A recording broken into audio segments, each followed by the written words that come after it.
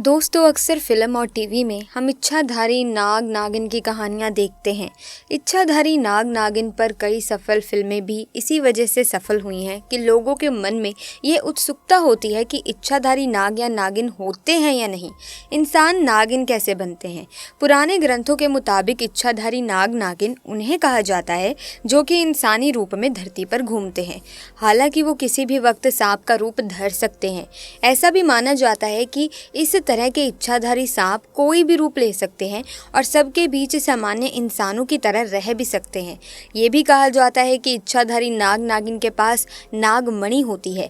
ये विशेष नाग के सर पर ही होती है। नागमणि में इतनी चमक होती है कि जहाँ ये होती है वहाँ आसपास तेज रोशनी फैल जाती है। नागमणि मोर के कंठ के समान और अग्नि के समान चमकीली दिखती है। नागमणि अन्य मणियों से अधिक प्रभावशाली और अलौकिक होती है।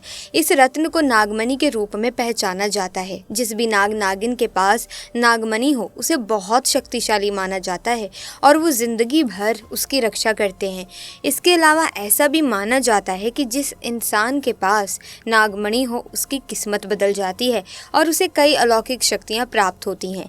दोस्तों, एक इच्छाधारी नागिन अपने नागमणि को हमेशा लोगों की नज़रों से छुपा कर रखती है, लेकिन जब कोई उससे उसकी नागमणि को छीन लेता है तो नागिन का गुस्सा सातवें आसमान पर होता है। ऐसे में ऐसी ही एक घटना मैं आप लोगों को आज बताने जा रही हूँ।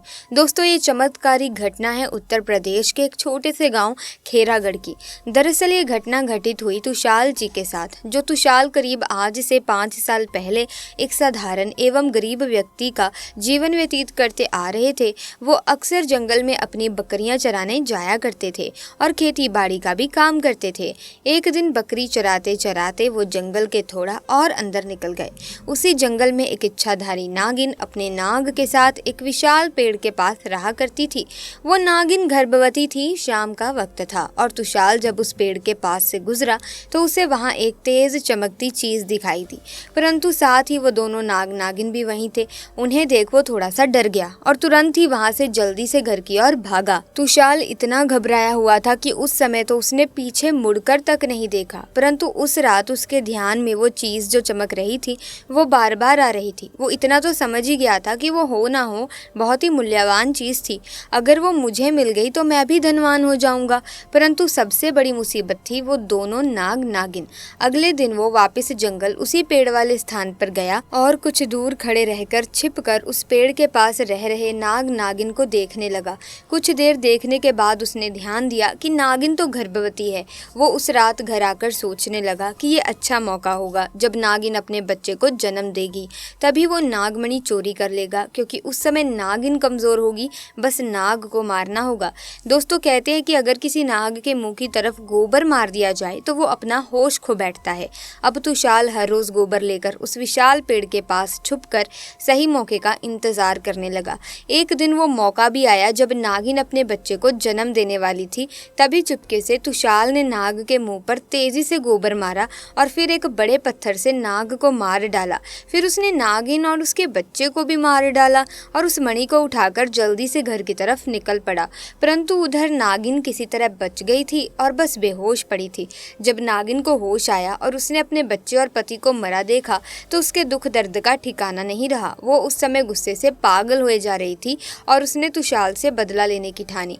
परंतु मणि चली जाने के कारण वो अपनी शक्तियों का प्रयोग नहीं कर सकती थी, परंतु अभी भी वो अपना रूप तो बदल ही सकती थी। इधर तुषाल को जैसे ही मणि मिली उसका पूरा जीवन ही परिवर्तित हो गया। उसकी फसल इस बार काफ़ी अच्छी हुई और काफ़ी महंगे भाव में भी बिकी।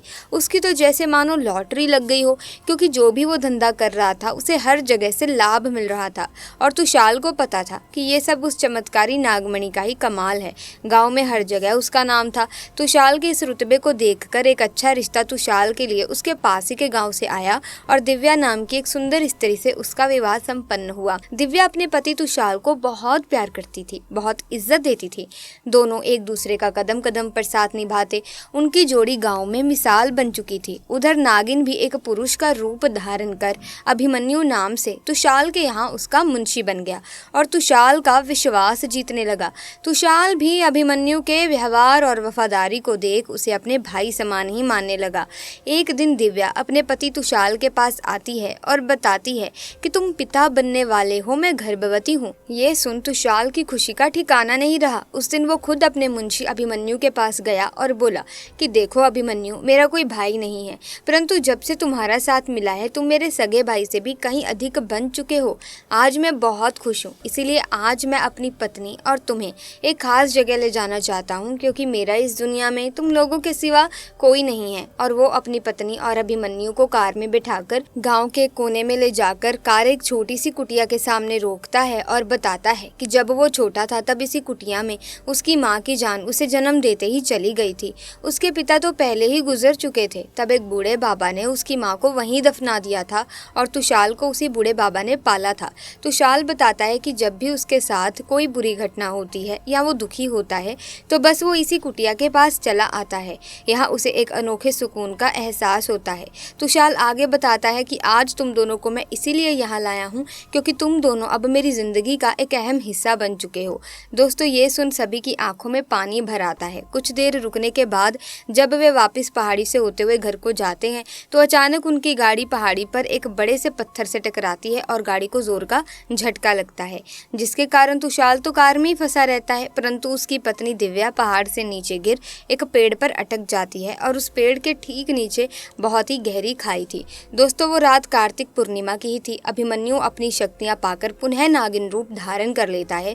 तुषाल अभिमन्यु को देख चौंक जाता है क्योंकि अभिमन्यु अब नागिन में पुनः बदल गया था। वो नागिन तुषाल को बताती है कि कैसे ठीक इसी तरह वो भी इस स्थिति में फंसी थी जब तुषाल ने उसका पूरा घर संसार लूट लिया था, उसके पति और बच्चे को मारकर, और आज मेरे पास बदला लेने का एक अच्छा मौका है। तुषाल घायल गाड़ी में फंसा हुआ था। रो रो कर नागिन को बोलता है कि भले मेरी जान ले ले परंतु मेरी पत्नी गर्भवती है, उसे छोड़ दो। तभी उस नागिन को अपनी वही स्थिति याद आती है कि क्या होता है जब कोई अपना छिन जाता है। ये जिंदगी का सबसे बड़ा दुख होता है। नागिन ने तुषाल का उसकी पत्नी के प्रति सच्चा प्यार देख उसे माफ कर दिया और दिव्या को उस पेड़ से निकाल बचा लिया तथा दोनों को हॉस्पिटल छोड़ खुद वापस जंगल में उसी विशाल पेड़ के पास चली गई। जब तुषाल हॉस्पिटल से स्वस्थ होकर अपनी पत्नी के साथ घर वापस लौटा तो उसे अपनी गलती का एहसास हुआ और उसने जाना कि उसने कितनी बड़ी गलती करी है। वो नागमणि को लेकर उसी विशाल पेड़ के पास गया और उस पेड़ के पास उस नागमणि को रख फूट फूट कर रोने लगा और शाम को घर वापस आ गया। दोस्तों, देखा जाए तो कभी कभी इंसान लालच में ऐसी ऐसी गलतियां कर बैठता है कि उस गलती को कभी भी सुधारा नहीं जा सकता और बस अंत में पछतावा ही रह जाता है। अक्सर देखा जाता है दोस्तों, नाग नागिन के जोड़े में यदि नाग को मार दिया जाए तो नागिन बदला लेने के लिए पीछा करते हुए घर तक आ जाती है, जबकि नागिन को मार दे तो नाग भी पीछा करते हुए घर आ जाता है। ये क्यों होता है दोस्तों? क्योंकि नाग नागिन में अटूट प्रेम होता है और अगर इन दोनों में से किसी एक को इंसान मारकर इन्हें एक दूसरे से जुदा करते तो ये कातिल से अपने मरे हुए नाग या नागिन का बदला जरूर लेते हैं। इसी के साथ प्रिय दर्शकों, आज की वीडियो में बस इतना ही। उम्मीद करती हूँ कि कहानी आपको काफी रोचक लगी होगी। अगर हाँ तो आप इस वीडियो को लाइक करें, शेयर करें, चैनल को सब्सक्राइब करके बेल आइकन को प्रेस कीजिए ताकि इसी तरह के वीडियोस की अपडेट आपको मिलती रहे। जल्दी मिलेंगे आपसे, तब तक के लिए आपका बहुत बहुत धन्यवाद।